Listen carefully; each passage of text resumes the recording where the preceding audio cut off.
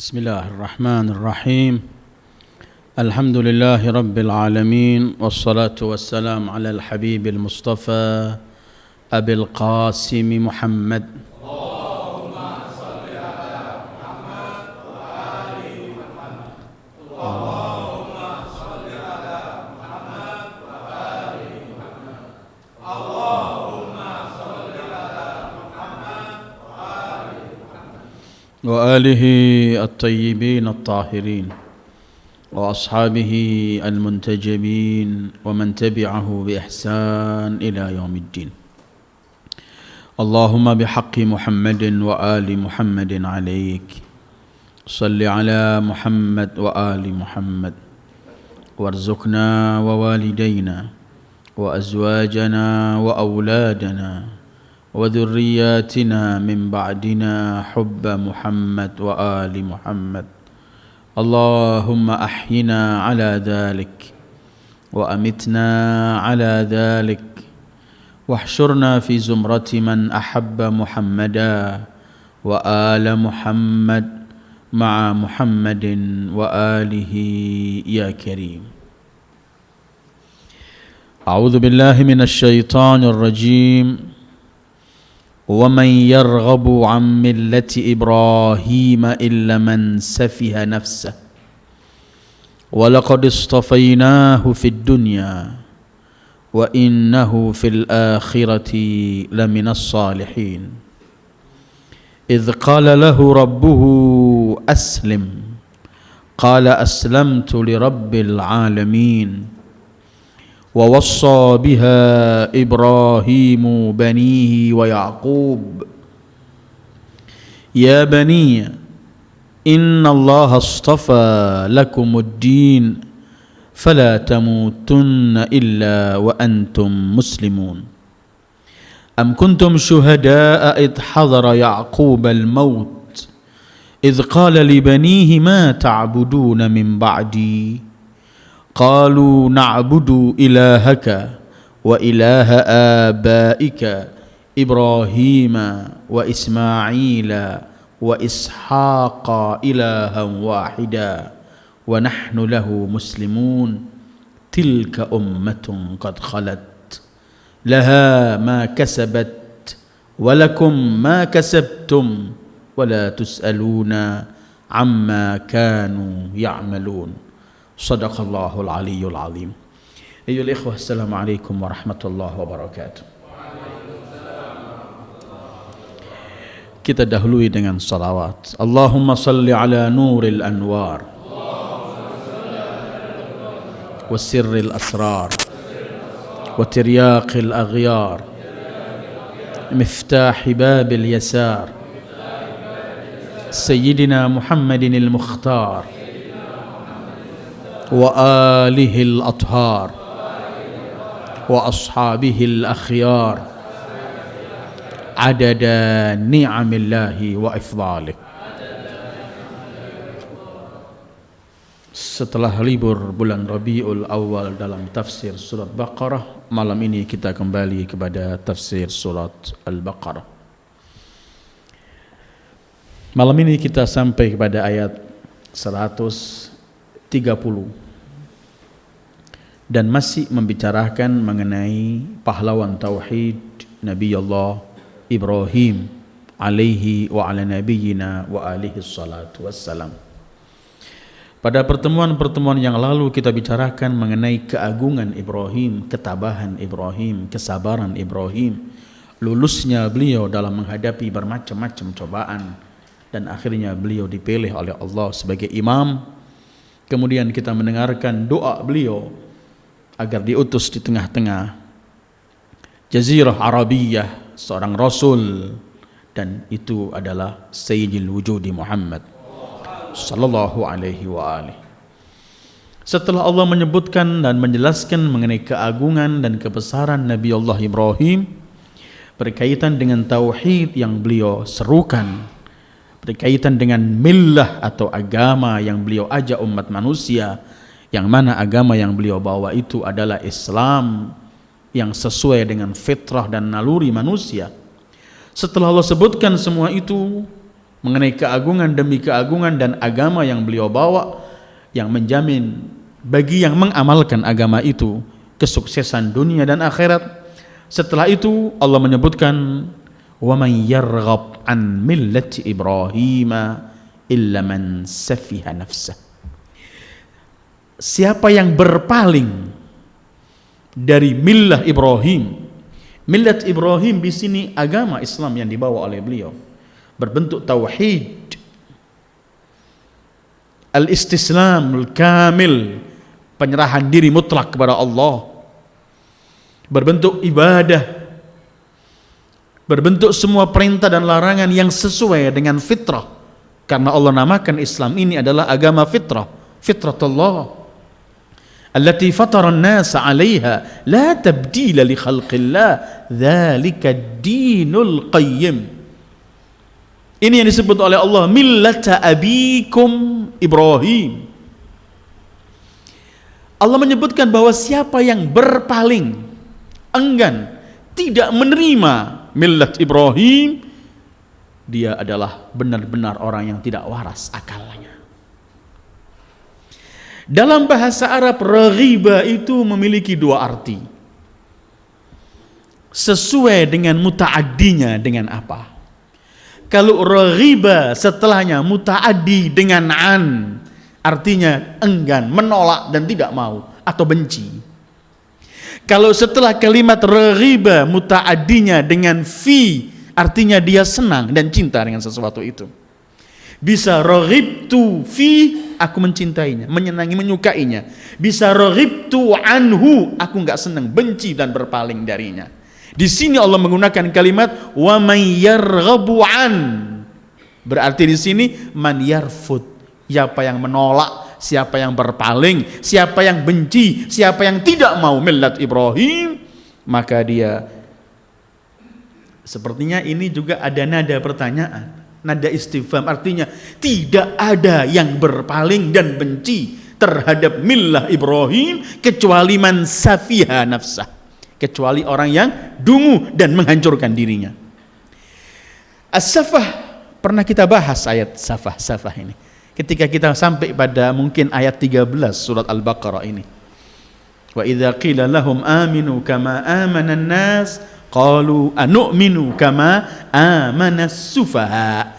As-safah itu asal arti dalam bahasa Arab ialah al-khalal fil aql, ada kelemahan dalam akalnya, dungu, al-humqu, tidak jangkep kata orang Jawa akalnya. Karena itu safi jamaknya sufaha. Sehingga ada dalam surat An-Nisa Allah menyebutkan anak kecil yang belum memiliki akal sempurna, hartanya jangan dipegangkan anak ini, hartanya pegangkan kepada walinya atau yang bertanggung jawab. Sehingga Allah berfirman, wala tu'tus sufaha'a amwalakum, jangan berikan kepada safi, anak-anak kecil yang belum balik, nggak mampu menerima uang, karena nggak mampu untuk mengatur uang itu. Oleh Al-Quran disebut safi, artinya belum sempurna akalnya. Dan banyak hal-hal, nanti pun kita akan sampai pada firman Allah, sayaqulu sufaha'u ma wallahum, sayaqulu sufaha'u minan nasi ma wallahum. Jadi safihun artinya orang yang dungu, nggak menggunakan akalnya, sakit akalnya, tidak sempurna, nggak waras. Allah menyebutkan tidak berpaling dari millat Ibrahim kecuali orang yang dungu. Kemudian Allah sebutkan safiha nafsah, karena kebodohan atau enggak kesempurnaan akal itu menyebabkan kehancuran, menyebabkan ia akan menghinakan dirinya, menyebabkan ia akan enggak ada keseimbangan dalam perilakunya. Karena itu Allah sebutkan siapa tidak menolak yang dibawa oleh Ibrahim kecuali orang yang gila, orang yang enggak waras dan akan merugikan dirinya sendiri. Safiha nafsah, menghancurkan dirinya sendiri. Kehancuran dirinya, kerugian yang ia peroleh pada dirinya karena kebodohan. Karena itu kelak teriakan orang ahli neraka ketika mereka di dunia ini berpaling dari ketentuan Allah dan kelak akan dicampakkan ke neraka. Teriakan mereka dan penyesalan mereka itu ialah, coba dulu kami gunakan akal. Pasti kami nggak akan terjerumus ke neraka ini. Lau kunna nasma'u au na'qilu ma kunna fi ashabis sa'ir. Coba dulunya kami mendengar dan menggunakan akal ini, pasti kami nggak tergolong penghuni neraka. Mereka masuk neraka karena mereka di dunia berpaling dari ketentuan-ketentuan Islam, tidak berpaling dari ketentuan Islam kecuali orang yang nggak menggunakan akal warasnya. Karena itu salah satu definisi akal daripada a'immatul athhar, ketika mereka banyak definisi akal, mungkin pernah kita bicarakan mengenai sifat-sifat orang berakal menurut hadis Imam Ridha. Ada 10 hal yang pernah kita bicarakan. Salah satu yang mereka ungkapkan ketika ditanya apa sih akal itu, jawaban simpelnya ma'ubida bihir rahman waktusiba bihil jinan, yang dengannya disembah Allah Ar-Rahman, yang dengannya akan diperoleh surga.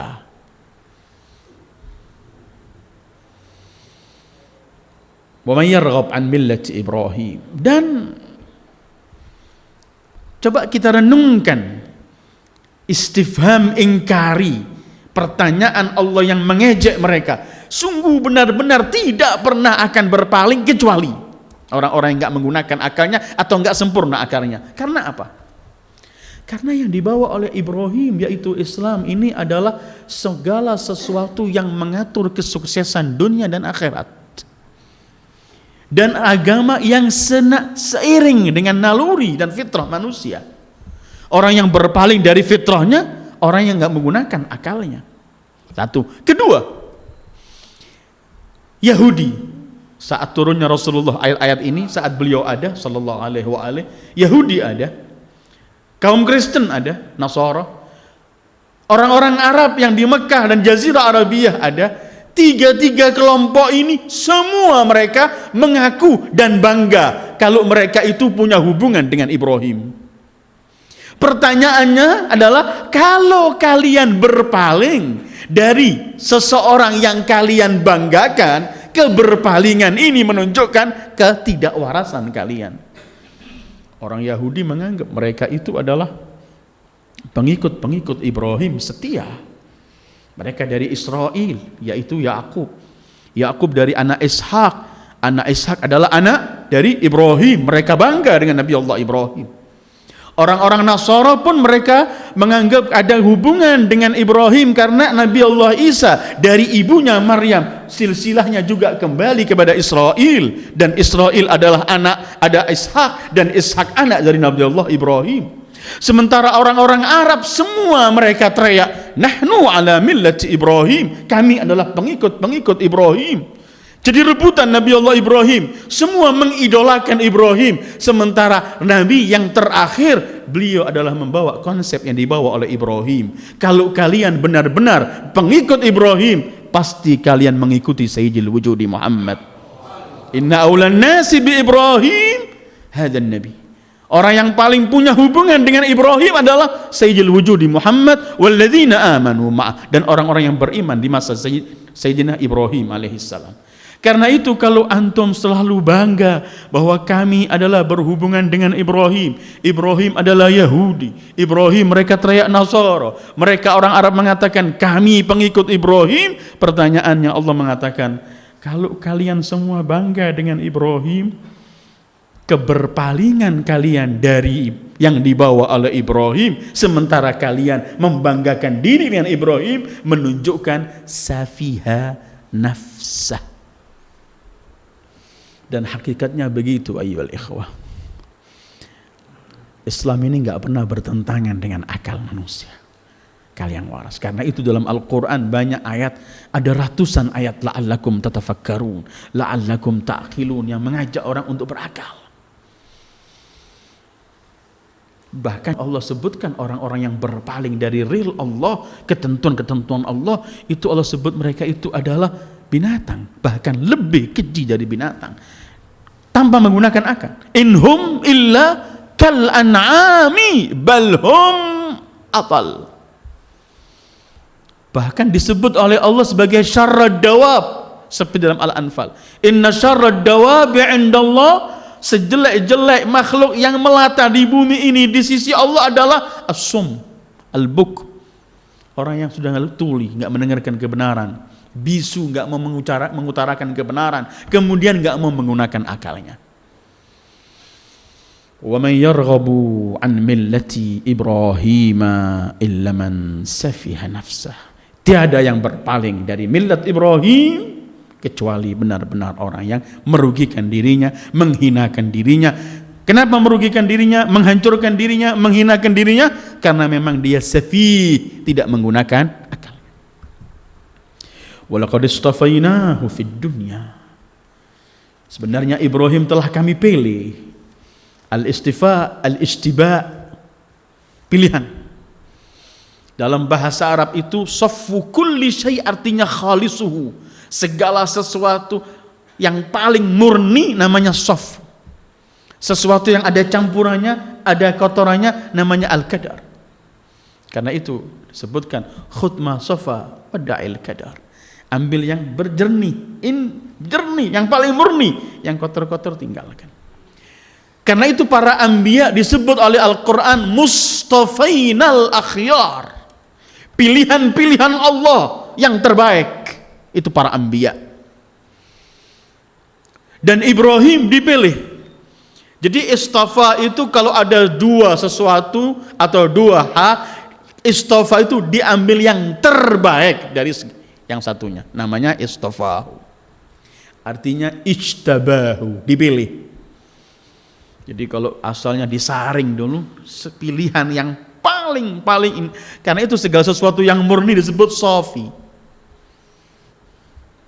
Karena itu kelak ada namanya asalun musaffa, salah satu nama sungai di surga. Asalun musaffa. Walaqad istafainahu fid dunya. Sebenarnya Ibrahim telah kami pilih di dunia ini. Dia tergolong ulil azm minar rusul. Rentetan nabi-nabi ulil azm dengan Nuh dan Musa, Isa dan Sayyidil Wujud Muhammad sallallahu alaihi wa alihi. Walaqad istafainahu. Sungguhnya kami telah istabaina, kami pilih Ibrahim. Kemudian wa innahu fil akhirati laminas salihin.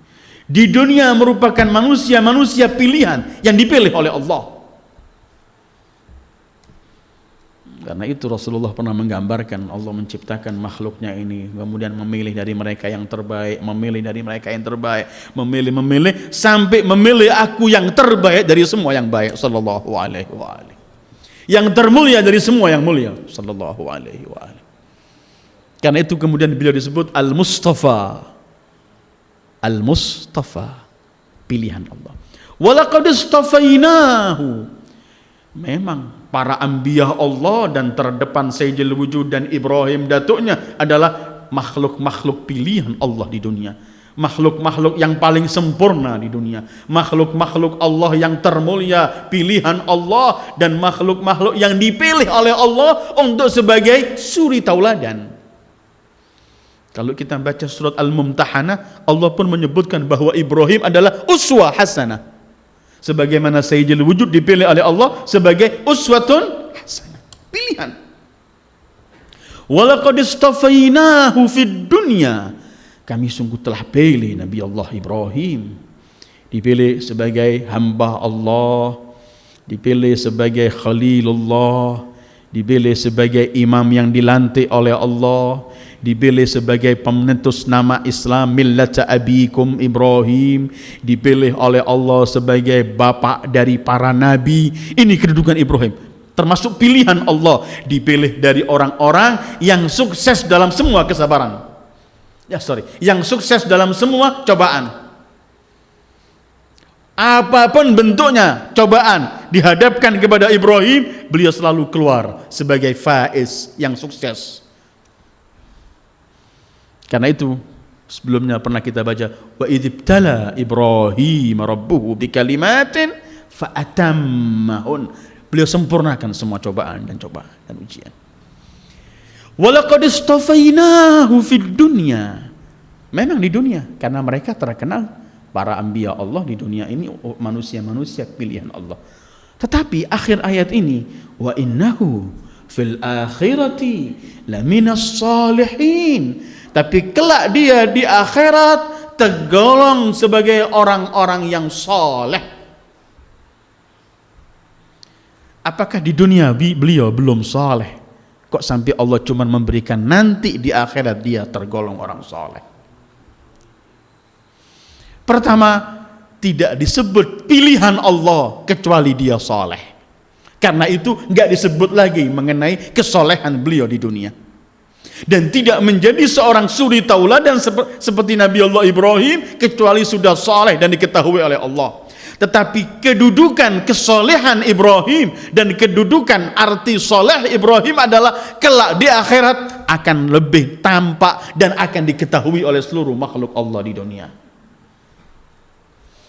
Karena kalau kita berbicara soleh dalam Al-Quran, walaupun dalam tafsir surat Al-Fatihah yang lalu pernah kita berhenti pada beberapa hal masalah ini ketika kita sampai kepada an'amta alaihim.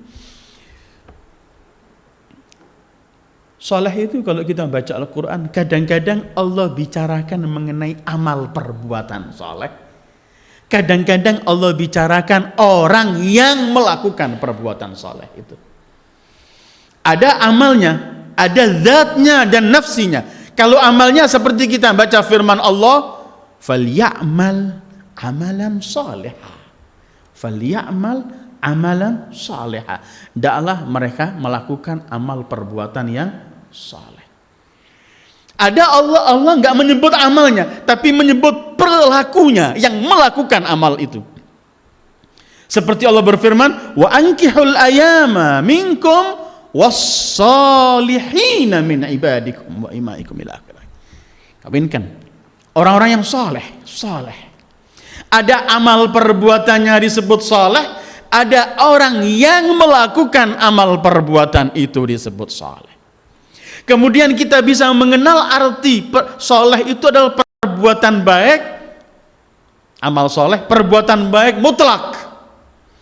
Tidak ada definisi tertentu apa amal soleh itu. Kalau kita membaca Al-Quran, kita akan menemukan Allah memerintahkan kita beramal soleh. Kemudian Allah tidak memberikan definisi yang sempit apa amal soleh itu, tetapi Allah menyinggung apa yang akan diperoleh di balik amal soleh ini. Seakan-akan singgungan itu sifat-sifat amal soleh. Antara lain, amal soleh itu dalam Al-Quran, kalau kita menemukan dalam Al-Quran ialah amal perbuatan yang hanya dilakukan untuk Allah. Maka bahasa Al-Quran Allah menyebutkan sabaru ibtigha'a wajhi rabbihim, atau wa ma tunfiquna illa ibtigha'a wajhillah. Sabar karena Allah itu amal soleh. Berinfak karena Allah itu berarti amal soleh. Ibtigha' wajhillah. Satu. Kedua, ada singgungan dalam Al-Quran ketika membicara amal soleh ialah amal soleh itu yang layak dan patut untuk memperoleh pahala. Ada amalan nggak ada pahalanya, nggak pernah nyampe ke atas. Tapi kalau amal soleh itu adalah amalan yang layak dan pantas untuk memperoleh pahala. Seperti firman Allah dalam surat Al-Qasas ayat 80 mungkin. Thawabullahi khairun liman amana wa amila salihah.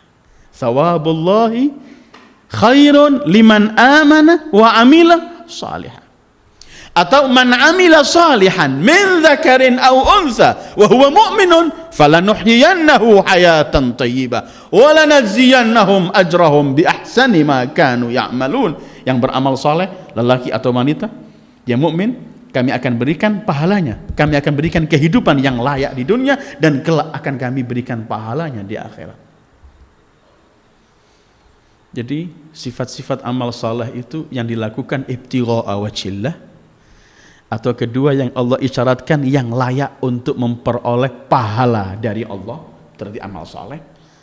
Ketiga, amal soleh itu yang bisa mengangkat semua kebenaran akidah kita, kebenaran keyakinan kita kepada Allah. Dan kemudian amal-amal yang kita lakukan ini diangkat semuanya. Seperti Allah berfirman, a'udzubillahi minasyaitonirrajim, ilaihi yas'adul kalimut thayyib wal amalus shalihu yarfa'uh.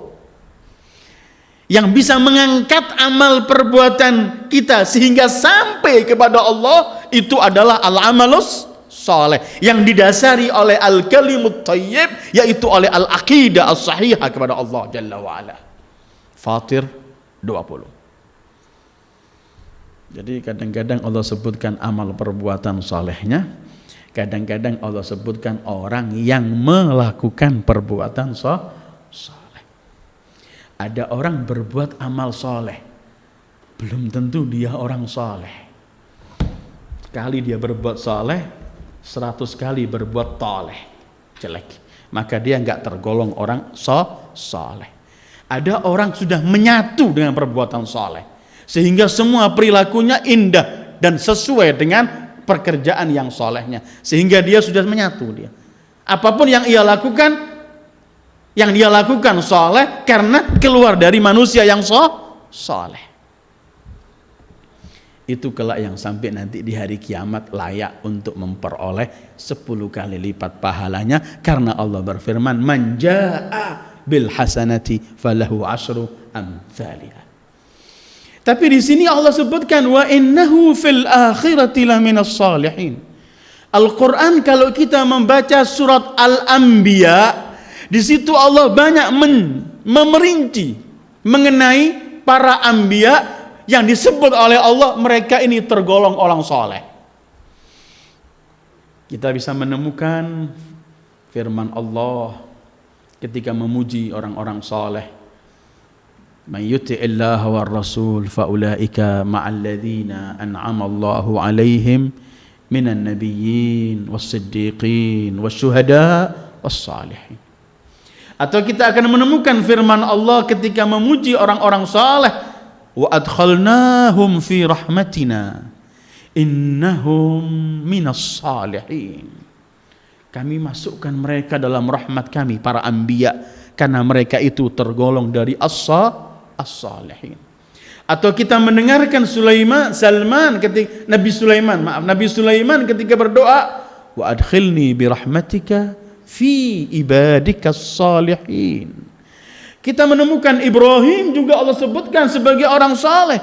Ketika dalam surat Al-Anbiya Allah menyebutkan para nabi, sebut nama satu-satu termasuk Ibrahim, terakhir menyebutkan wa kullan ja'alna salihin. Kami jadikan semua itu orang-orang yang saleh. Tapi di sini Allah sebutkan nanti di akhirat Ibrahim akan kami jadikan sebagai orang yang tergolong orang saleh. Kalimat semacam ini untuk Nabi Allah Ibrahim ada 3 dalam Al-Quran. Yang satu yang sedang kita baca dalam Al-Baqarah 131 sekarang ini. Ada lagi nanti ada dalam Al-Ankabut dan ada dalam surat An-Nahl. 3 ayat ini semua menunjukkan bahwa Ibrahim kelak di akhirat akan digolongkan oleh orang-orang saleh. Akan saya baca ayatnya.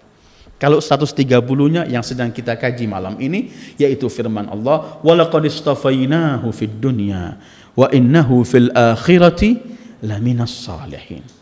Ankabut 17 begini, wa atainahu ajrahu fid dunya wa innahu fil akhirati laminas salihin. Kami berikan pahalanya Ibrahim di dunia dan kelak di akhirat ia tergolong orang saleh.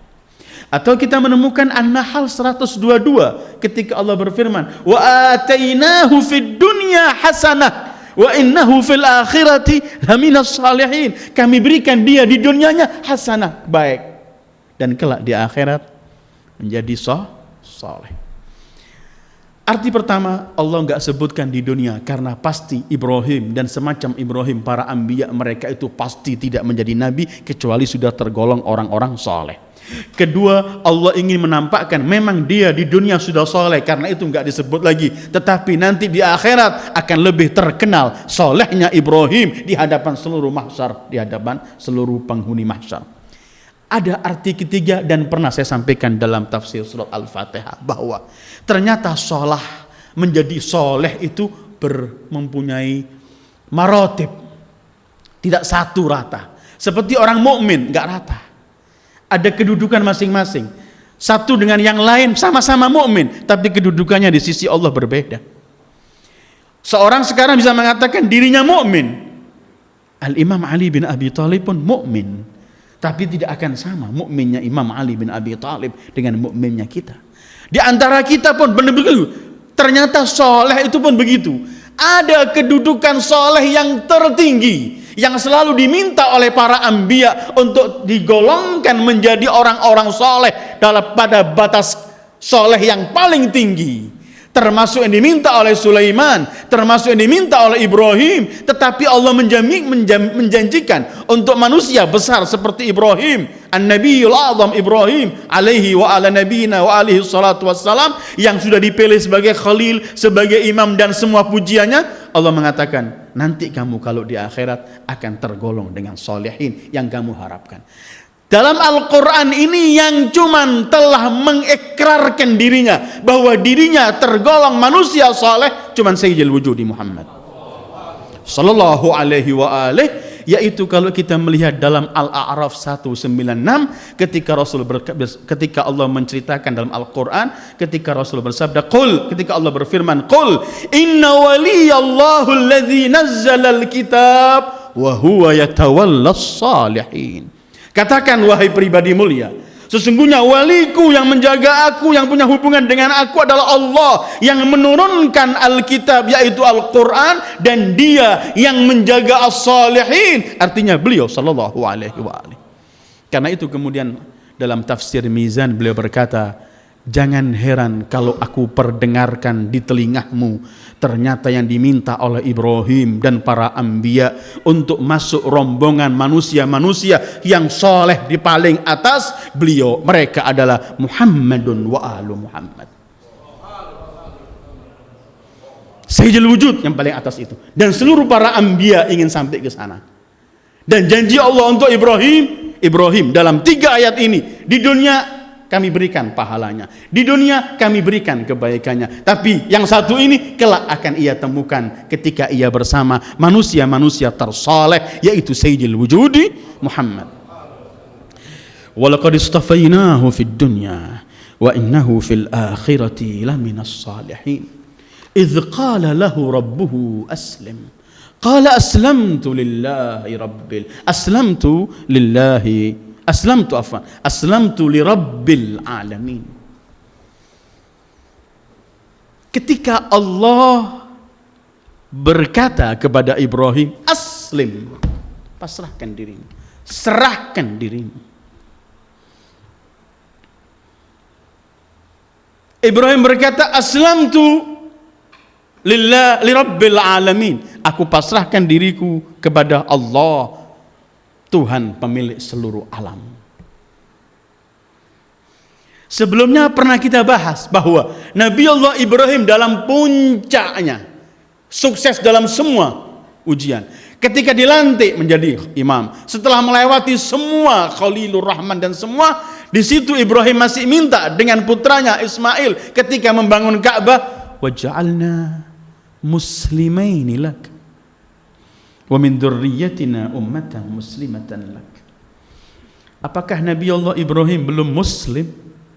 Beliau sudah nabi, beliau Khalilur Rahman, beliau pendiri pembawa tauhid, beliau bapak para nabi, beliau yang sukses dalam semua ujian dan cobaan, tetapi masih mengatakan waja'alna muslimain. Yang diminta waja'alna muslimaini laka itu ialah seperti yang diungkapkan dalam awal-awal dakwah beliau ketika Allah berfirman kepadanya aslim, bukan artinya cuman letter luck yang kita pahami, masuklah Islam wahai Ibrahim. Tidak bakal Allah berfirman kepada seorang nabi masuklah Islam sementara nabi itu dipilih oleh Allah untuk menyebarkan Islam. Tapi artinya aslim, al-istislamul kamil, penyerahan diri mutlak di hadapan Allah.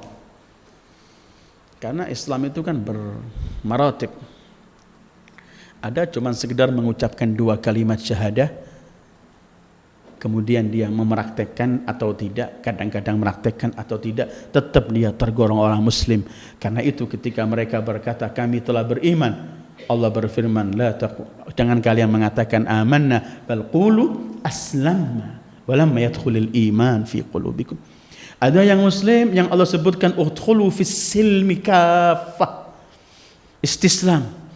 Karena itu menurut beberapa ahli tafsir bahwa kalimat idz qala lahu rabbuhu aslim ini sebagai arti dari firman Allah sebelumnya walaqad istafainahu. Artinya ketika kami pilih Ibrahim. Kenapa kami pilih Ibrahim menjadi hamba Allah, makhluk Allah yang begitu dekat dan menjadi makhluk pilihan? Karena Ibrahim telah menyerahkan dirinya mutlak kepada Allah.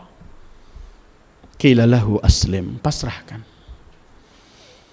Jadi puncak keislaman itu begini artinya, at-taslimul kamil, pasrah mutlak jiwa, raga dan semua harta dan semua yang dimiliki cuma untuk Allah. Dan orang semacam Ibrahim yang telah pasrah mutlak kepada Allah ini gak pernah nawar. Kadang-kadang minta pun tidak, cuman menerima apa yang ditentukan oleh Allah. Seperti yang sering kita bicarakan ketika beliau mau dibakar, istislamul kamil, mutlak. Karena itu lihat sejarah Ibrahim dalam Al-Quran dan dalam riwayat-riwayat, tidak pernah nawar. Apapun perintah Allah, bukan cuman gak nawar, melaksanakannya dengan senang. Ada orang melaksanakan gak nawar tapi terpaksa. Tapi Ibrahim fihi syauk, dengan kerinduan melaksanakan perintah Allah. Karena itu Allah sebutkan Ibrahim alladzi waffa, Ibrahim yang telah melakukan, wafi artinya telah melaksanakan segala sesuatu yang diminta oleh Allah. Ibrahim, tinggallah di tempat yang paling gersang sama keluargamu. Naam. Ibrahim, tempat ini gersang, gak ada air, gak ada kehidupan, tapi tinggalkan anakmu yang bayi sendirian dengan ibunya. Naam. Ibrahim, kamu harus berpisah dengan anakmu. Setelah rindu, tambah rindu bertahun-tahun, Ibrahim ketemulah anakmu. Belum melampiaskan rindunya, belum selesai, Ibrahim sembelih anakmu. Naam. Cuman iya saja. Apa saja? Naam. Dengan rindu dan senang melaksanakan perintah Allah. Ini menunjukkan bahwa Ibrahim adalah yang disebut oleh Al-Quran aslim, pasrahkan dirimu. Qala aslamtu li rabbil alamin. Padahal Allah mengatakan aslim. Bisa saja Ibrahim mengatakan aslamtu lak, aku pasrah kepadamu. Tetapi uslub dan bahasa Al-Quran ingin menjelaskan bahwa aku pasrahkan kepada siapa? Kepada zat pemilik seluruh alam semesta. Orang akan menjadi mulia atau hina ketika ia menyerahkan dirinya kepada pemilik alam semesta. Dia akan menjadi di puncak kemuliaan. Bersama siapa? Kamu serahkan kepada siapa dirimu? Aku serahkan kepada Rabbul Alamin. Kedua, ada isyarat bahwa segala makhluknya adalah telah pasrah kepada alamin, pemilik seluruh alam. Aku pun menjadi salah satu makhluk seperti makhluk-makhluk lainnya, menyerahkan diri kepada Rabbul Alamin. Seperti jawaban langit dan bumi ketika Allah berfirman kepada langit dan bumi, i'tiya tau'an au karha. Ikuti, datangkan, mengikuti dengan senang atau terpaksa. Langit dan bumi menjawab, ataina ta'iin. Kami mengikuti dengan pasrah, tunduk. Padahal semestinya kalau domirnya dua, i'tiya, maka jawabannya ta'i'aini. Berdua juga. Kami langit dan bumi taat. Tapi ia ingin menyebutkan kami langit dan bumi dan seluruh makhlukmu ya Allah. Dan kami tergolong mereka ta'iin. Seperti ketika kita mengatakan iyaka na'bud, walaupun kamu sendirian sholat, katakan iyyaka na'bud, karena kami ingin mengatakan yang menyembah hanya kepadamu, bukan cuma aku, tapi seluruh makhluk yang kamu ciptakan, khususnya yang bukan manusia dan termasuk manusia. Idz qala lahu rabbuhu aslim, ketika Allah Tuhannya berkata kepadanya aslim. Qala, Ibrahim menjawab, aslamtu li rabbil alamin, aku pasrahkan diriku kepada Tuhan pemilik seluruh alam semesta. Jadi ini puncak keimanan. Jadi orang kalau berbicara dalam istilah ada muslim, ada mukmin, ada Islam, ada iman, dan ketika berbicara istilah itu nampaknya iman di atas Islam. Islam yang ketika mengucapkan 2 kalimat syahadatain maka ia menjadi muslim, memang dia di bawah iman. Tetapi Islam yang memiliki arti pasrah mutlak, maka dia di atas segalanya. Karena itu Nabi Ibrahim sudah muslim tapi masih mengatakan, sudah nabi masih mengatakan wa ja'alna muslimaini lak. Qala lahu rabbuhu aslim, qala aslamtu li rabbil alamin. Ini pun pelajaran besar bahwa yang menuju kepada Allah akan lebih cepat sampai kepada Allah ketika ia menyerahkan dirinya kepada Allah. Tetapi yang menuju kepada Allah, yang masih menggunakan dirinya, membanggakan dirinya, masih membawa yang lain, membanggakan yang lain, dia akan lama sampai kepada Allah. Memang dalam munajat Imam Sajjad mengatakan bahwa perjalanan menuju kepada Allah qaribul masafah, sangat pendek jalannya. Tetapi jalan itu akan jadi jauh ketika kita membawa yang selain Allah, maka banyak hijab demi hijab yang akan menutup kita di hadapan Allah. Tapi kalau kita langsung, kita pasrah mutlak, kita melihat hanya Allah, maka segalanya akan menjadi mudah.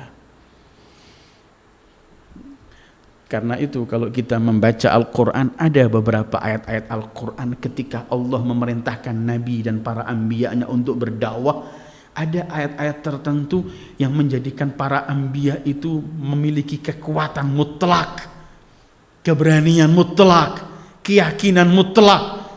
Ada isyarat-isyarat bahwa Allah menyebutkan bahwa aku bersamamu. Kebersamaan ini menunjukkan begitu erat hubungan. Satu contoh, ketika Nabi Allah Musa dan Harun diperintahkan oleh Allah untuk pergi ke istana Fir'aun berdakwah, Musa tahu bagaimana Fir'aun dan kekejaman istana Fir'aun. Semua yang di istana kejam, kekejaman Fir'aun, kebobrokan, kerusakan dan semuanya. Ketika diperintahkan ke sana, Musa, ya Allah, kamu perintahkan aku ke sana. Dengan beberapa dialog Musa dan Allah, tapi ketika Allah berfirman, idhaba innani ma'akuma asma'u wa ara, selesai. Pergilah, bahwa aku bersama kalian. Aku mendengar dan melihat apa yang dilakukan oleh Fir'aun dan musuh-musuhmu. Kalimat ma'akuma menjadi pegangan tersendiri karena sudah hubungan dekat. Menjadi memperoleh ma'akuma, bersama kalian, karena dia telah pasrah mutlak kepada Allah. Itu yang disampaikan oleh Musa ketika beliau sampai persis di tepi laut, sementara di belakang Fir'aun dengan bala tentaranya, di hadapan dia ombak begitu dahsyat. Bani Israel, bangsa cerewet, mereka teriak, ya Musa inna lamudrakun, kami akan terkejar oleh Fir'aun. Mati konyol, diem di sini kejar Fir'aun, menyeberangi juga mati tanpa ada perahu dan semuanya. Jawaban Musa yang telah memperoleh innani ma'akuma asma'u wa ara, Musa mengatakan kalla inna ma'iya rabbi sayahdin, aku bersama Tuhanku. Begitu juga Al-Habibul Mustafa sallallahu alaihi wasallam, ketika beliau berkata la tahzan innallaha ma'ana. Atau ketika Allah ingin memberikan ketabahan kepada Ashabul Badri radhiyallahu anhu, mereka orang-orang yang di Badar bersama Rasulullah, ketika Allah menurunkan para malaikat, idh yuhi rabbuka ilal malaikati anni ma'akum fasabbitul ladzina amanu. Aku bersama kalian wahai para malaikat, maka baru kalian bisa memberikan kekuatan kepada orang-orang. Datangnya ma'ak dan semua ini ma'akuma, ma'iya, ma'ana itu adalah ketika orang sudah pasrah kepada Allah, datang bonus demi bonus itu. Seperti Allah berikan kepada Ibrahim bermacam-macam bonus, bermacam-macam pemberian. Kapan? Ketika beliau menyerahkan diri kepada Allah ini, Allah curahkan bermacam-macam yang Allah berikan kepadanya. Seperti ketika Allah berfirman, innahum fityatun amanu bi rabbihim wazidnahum huda. Mereka adalah para pemuda yang telah beriman kepada Allah, maka kami tambah petunjuk demi petunjuk. Datangnya tambahan ini karena atau walladzina jahadu fina lanahdiyannahum subulana. Mereka orang-orang yang usaha mendekatkan diri pada kami, kami akan berikan petunjuk demi petunjuk. Dan sebaliknya, wal aksu bil aks. Orang yang berpaling dari Allah, Allah pun berikan sanksi keberpalingannya tambah jauh. Fi qulubihim maradun fazadahumullahu marada. Hati mereka sudah sakit, ditambah penyakit. Idz qala lahu rabbuhu aslim, qala aslamtu li rabbil alamin. Aku pasrahkan kepada Allah Rabbul alamin. Wa wassa biha Ibrahim banihi wa Yaqub. Kemudian Ibrahim mewasiatkan millah yang beliau bawa ini. Wa wassa biha yakni wassa bil millah. Millah yang dibawa oleh Ibrahim, tauhid, ibadatullahil wahid. Perintah dan larangan Allah yang sesuai dengan naluri dan fitrah manusia. Millah ini Ibrahim tidak berhenti diam untuk dirinya. Tetapi wasabiha Ibrahim mewasiatkan anak-anaknya. Begitu juga Yakub mewasiatkan untuk anak-anaknya, gitu. Wa wasabiha Ibrahim banihi. Bani artinya anak-anaknya. Orang memiliki anak dan anak merupakan tanggung jawab besar kelak akan ditanya di hadapan Allah. Tidak cukup anak itu cuma diwarisi harta, tapi anak itu diberi bekal untuk menjalani kehidupan ini supaya tetap berpegangan dengan agama Allah. Harta bisa habis, tapi pegangan menuju kepada Allah, dengan itu dia akan bisa hidup di dunia layak, dan rizki Allah tidak pernah akan nggak dia peroleh, pasti ia akan memperoleh jaminan dari Allah. Kalau orang ingin menyediakan untuk anaknya harta, rumah, silahkan, tapi jangan ini di atas mengenai keislaman dan akidah yang harus ditanamkan kepada anaknya. Wa wassa biha Ibrahim bani, anak-anaknya diwasiatkan. Wasiat itu ialah yang seorang ingin menyampaikan sesuatu dalam detik-detik ketika ia mau mati, atau yang telah ia tulis yang harus diketahui kelak ketika ia mati. Ada orang ini menyampaikan wasiatnya ketika ia mulai menjelang merasa kematian telah dekat padanya. Ada orang sudah menulis wasiatnya yang ia simpan dengan keyakinan anaknya, kalau nanti aku mati akan membaca wasiat yang kutulis ini. Tapi itu namanya wasiat. Bahkan dalam Islam dianjurkan kita selalu menjaga wasiat kita. Bahkan ada isyarah-isyarah riwayat belum sempurna keimanan seseorang kalau enggak menjaga wasiatnya. Tapi yang diwasiatkan oleh Ibrahim pertama adalah mengenai millah, mengenai agama. Pertama, wassa biha Ibrahim bani. Sebenarnya tidak ada manusia di dunia ini ingin supaya orang lain lebih dari dirinya, kecuali seorang ayah terhadap anaknya. Selalu dia mengharapkan kalau anaknya itu harus lebih dari ayahnya. Selalu menganjurkan dan memohon agar anaknya melebihi orang tuanya. Kalau kita sama orang lain mungkin keegoan kita akan datang. Jangan sampai ada orang lain lebih dari kita. Mungkin ketika orang gak ngontrol ego dalam kehidupannya. Tapi untuk anaknya dia berharap. Karena itu kemudian yang wasiat yang pertama disampaikan oleh Ibrahim adalah al-millah. Wa wassa biha Ibrahim bani. Terus wa Yaqub, artinya yang Yaqub pun wasiatkan kepada anaknya. Yakub ini cucu Nabi Allah Ibrahim, anak dari Ishak, ayah dari Nabi Allah Yusuf alaihissalam. Karena Yusuf itu bapaknya Nabi, datuknya lagi Nabi. Yusuf bin Yakub bin Ishak bin Ibrahim. Salamullahi alaihim jami'a. Wa wassa biha Ibrahim banihi wa Yakub. Apa wasiatnya? Ya bani, hei anak-anakku, innallaha astafa lakumuddin.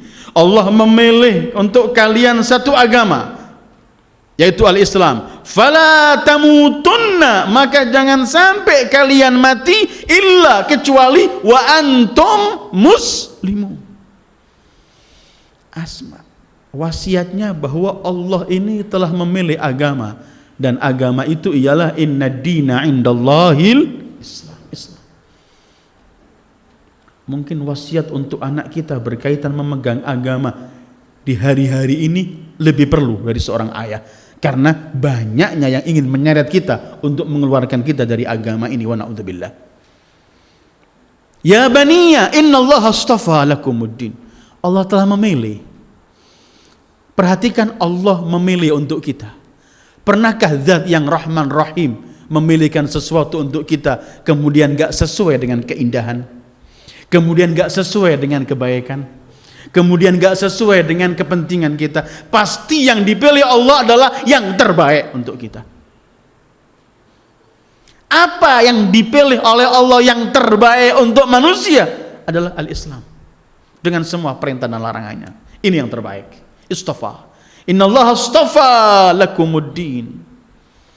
Karena itu, kalau ada orang muslim masih bangga dengan hal-hal di luar Islam, itu muslim yang gak kenal Islamnya.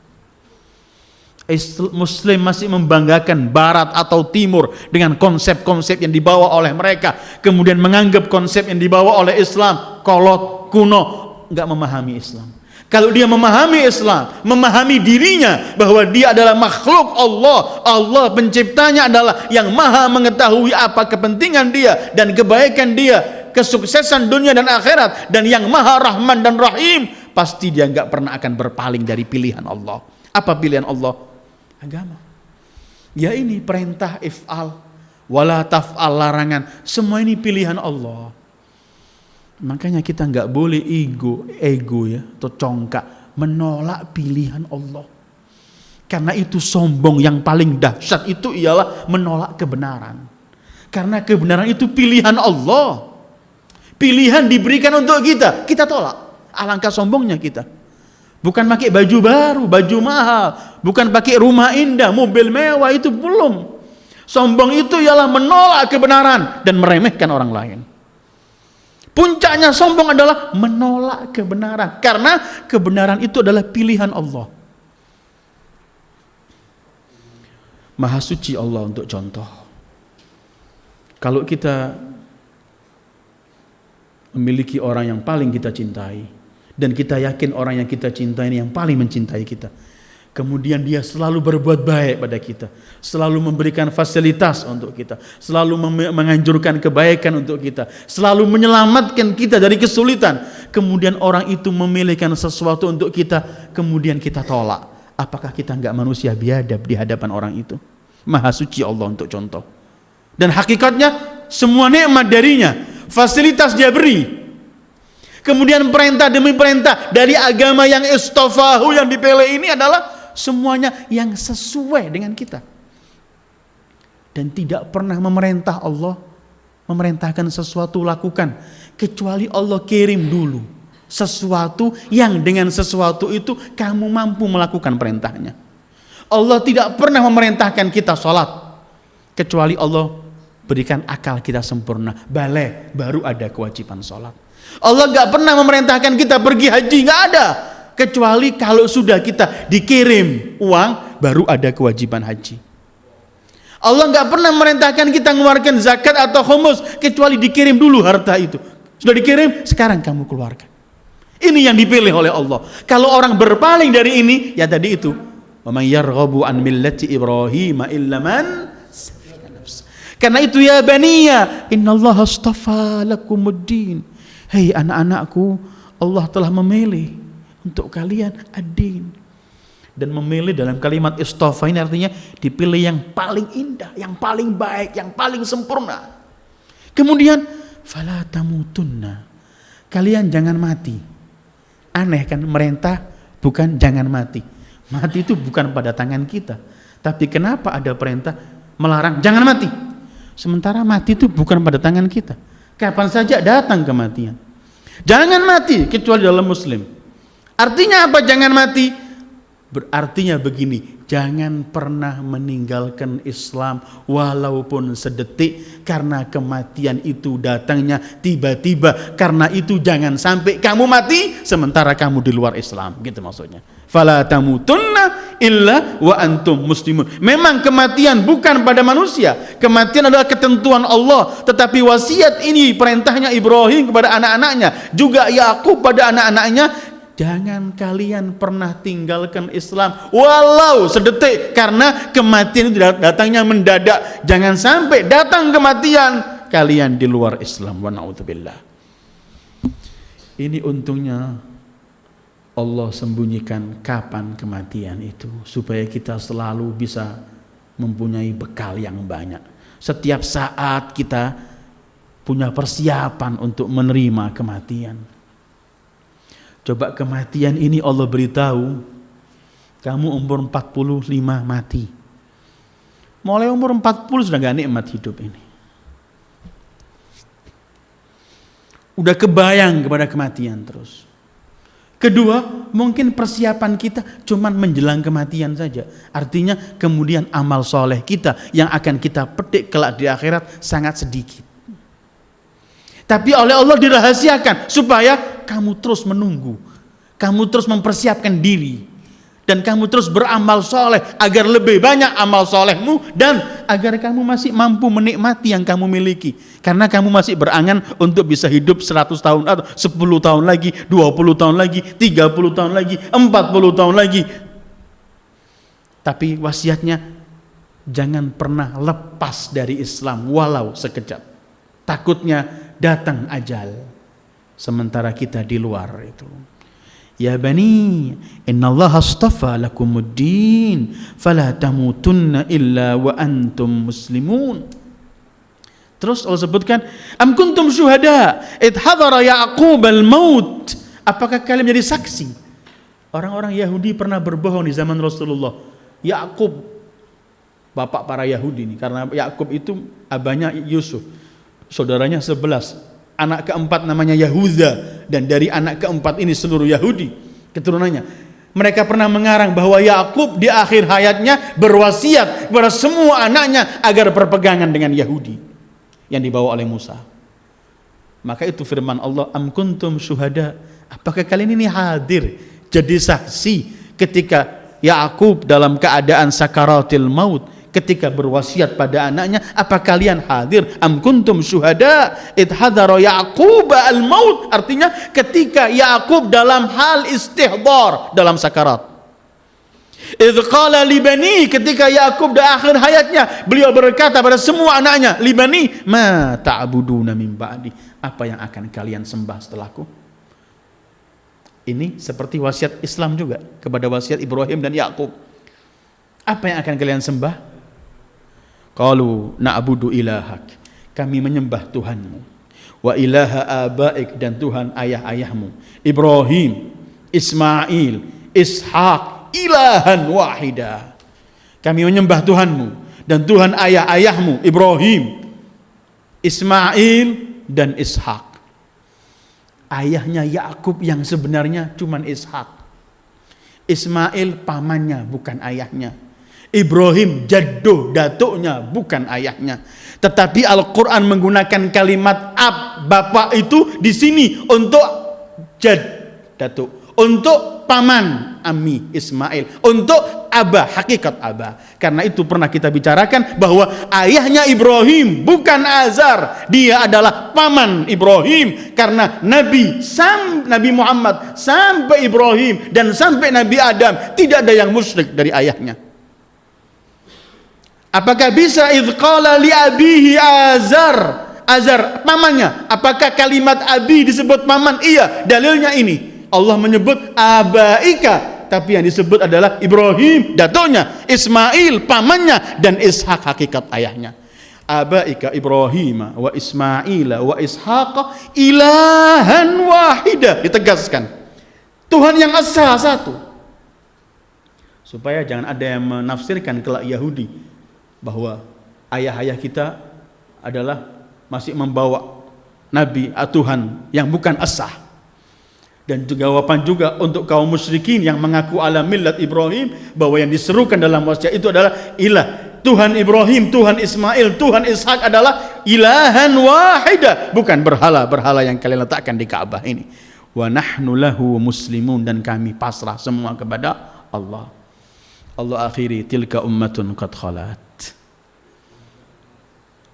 Dan mungkin saya berhenti pada ayat ini pada minggu yang akan datang. Wassallallahu ala khairi khalqi Muhammad wa alihi ajma'in. Wassalamu alaikum warahmatullahi wabarakatuh.